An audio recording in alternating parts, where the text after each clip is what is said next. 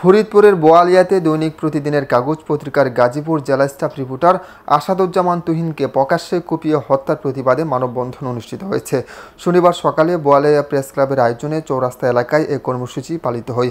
মানববন্ধনে বক্তারা বলেন, সাহসী সাংবাদিক আসাদুজ্জামান তুহিনকে প্রকাশ্যে নৃশংসভাবে হত্যা শুধু একজন ব্যক্তির প্রাণহানি নয়, বরং মুক্ত সাংবাদিকতা ও গণমাধ্যমের স্বাধীনতার উপর সরাসরি আঘাত। তারা উল্লেখ করে বলেন, দিনের আলোয় এমন নৃশংস হত্যাকাণ্ড দেশের ইতিহাসে লজ্জাজনক এবং দৃষ্টান্ত হয়ে থাকবে। বক্তারা অপরাধীদের দ্রুত গ্রেফতার ও দৃষ্টান্তমূলক শাস্তির দাবি জানান। মানববন্ধনে বোয়ালিয়া প্রেস ক্লাবের সভাপতি, সাপ্তাহিক বোয়ালিয়া বার্তা সম্পাদক ও প্রকাশক অ্যাডভোকেট কুরবান আলী, প্রেস ক্লাবের সহসভাপতি কাজী আমিনুল ইসলাম, সাধারণ সম্পাদক দৈনিক দিনকাল প্রতিনিধি আনোয়ার হোসেন, সিনিয়র সাংবাদিক ও সাপ্তাহিক চন্দনা সম্পাদক ও প্রকাশক কাজী হাসান ফিরোজ, দৈনিক বাংলাদেশ প্রতিনিধি অধ্যক্ষ লিয়াকত হোসেন লিটন, প্রেস ক্লাবের সাধারণ সম্পাদক সুমন খান, কোষাধ্যক্ষ জাকির হোসেন সহ আরও অনেকেই উপস্থিত ছিলেন।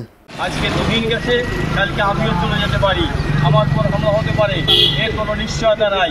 এই জন্য সকল সাংবাদিক ভাইদের অনুরোধ জানাবো, আসুন আমরা সবাই কাঁধে কাঁধ মিলিয়ে একসাথে চলি এবং আমরা এই হামলার, এই হত্যাকাণ্ডের তীব্র নিন্দা প্রতিবাদ জানাই এবং এই দোষীদের, খুনিদের অবিলম্বে গ্রেপ্তার করে দৃষ্টান্তমূলক শাস্তির দাবি জানাই।